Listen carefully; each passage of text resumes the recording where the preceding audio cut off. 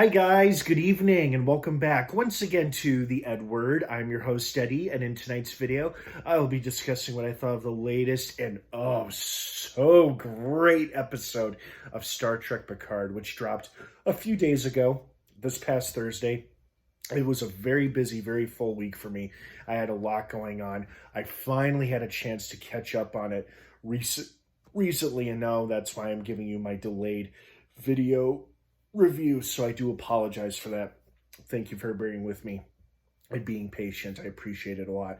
Before I get into all of that, of course, please be warned, this is a spoiler-filled review, so if you're not caught up on Picard by the latest episode, which is episode 3 of season 3, you do not want to keep watching or listening, as I will be just going into spoilers, plot details, character stuff, all that jazz. That being said, you have been warned. Let's get right back into it.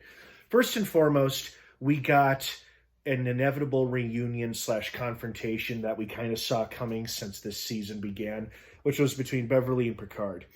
Beautifully acted scene between Patrick Stewart and Gates McFadden. They both did an excellent job.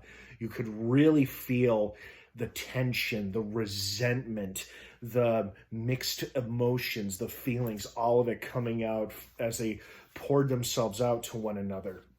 And it was really played really well. I wasn't too surprised with the twist in the previous episode that, oh my God, he's Picard's son. Who saw that coming? I mean, yeah, it was a bit of a surprise, but not necessarily shocking. But it was shocking in this episode, and I absolutely loved it. In fact, a friend of mine called it. Well, he didn't call it, he theorized it, and he was right. We got the return of an old, forgotten, long dormant enemy, the Dominion, or at least a terrorist faction of the Changelings, who are the leaders of the Dominion. It seems that both Picard, Riker, the crew of the Titan, and Raffi and Worf have encountered their own Changelings in this episode, and I absolutely got so excited when Worf said, "How long have you been away from the Great Link?" Because I loved how Raffi assumed this guy was going through withdrawal symptoms, as she herself is a recovering addict and knows what withdrawal feels and looks like. So that was a very understandable guess that she thought that's what was happening to him.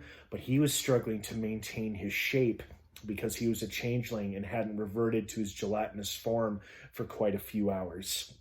And so, of course, I also loved it when Worf referred to Odo. Odo, R.I.P. Renee. I cannot remember or pronounce your last name, but the guy who played Odo in Deep Space Nine, I believe he passed away within the past couple of years recently. R.I.P., man. But, I love that reference to Odo. He didn't have to say his name, but we all knew exactly who he's talking about when he said an old friend, a man of honor within the Great Link, warned Worf about the possible resurgence of this terrorist faction within the Changelings. Because it sounds like the Changelings have kept their peace treaty with the Federation and the rest of the galaxy since the end of the Dominion War in the Deep Space Nine series finale. But it sounds like there's a group of dissatisfied changelings who are out to kill all the solids, or at least the Federation, which is partially why I think, Vadic, who may be a changeling or not, or maybe she's working for the changelings, is after not necessarily Jack, but after Picard, because he probably, as a respected legendary Starfleet admiral, he probably poses a serious threat to the changelings, even though he never dealt with them directly, at least not on screen. That was all on the great and legendary Captain Benjamin Sisko, who had to deal with all of that. So it was really exciting to see and hear that the Dominion and the Changelings were being reintroduced to the Star Trek franchise after many years of little to no activity from them. So that was super exciting. I really loved Worf's backstory here about how he's centered himself and he's kind of discovered a new purpose in life, and he's like unofficially working for Starfleet intelligence, and explains why Starfleet can't really acknowledge this new changeling threat because it may reignite the Dominion War. and it's connected to the stolen portal weapons. And I figured that what Rafi and Worf are investigating is obviously connected to what Riker and Picard were dealing with aboard the ship, with the portal weapon that was being used to fire on them repeatedly. I mean, that is a scary concept for a weapon or a transport unit if you think about it. Yikes. And, I was a little bit thrown off. I mean, I think this episode was supposed to be more about Picard coming to terms with fatherhood and being a father and accepting his son. But it felt like parts of this episode were trying to make it about Riker and his dead son, because that opening scene was pretty heartbreaking, because it was obviously in the past when Riker's son was first born. But as we all know, later as he got older, he got sick. There was nothing they could do. It was an incurable disease, and then he passed on. Very sad stuff. But at least they still have their daughter.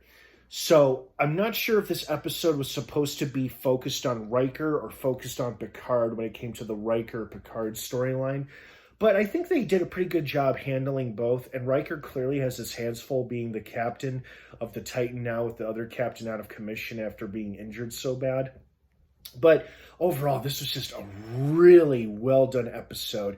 Exciting, awesome reveals, really exciting revelations, and fun character moments, and I thoroughly enjoyed it, as I hope you guys did too. What did you think of this episode of Picard? I'd love to hear your thoughts and feelings on it. Thank you so much for watching. Have a wonderful rest of your night. New episodes of Star Trek Picard drop every Thursday on Paramount Plus. Don't miss it. Have an awesome rest of your night. Thanks again for watching, and of course, until next time, live long and prosper.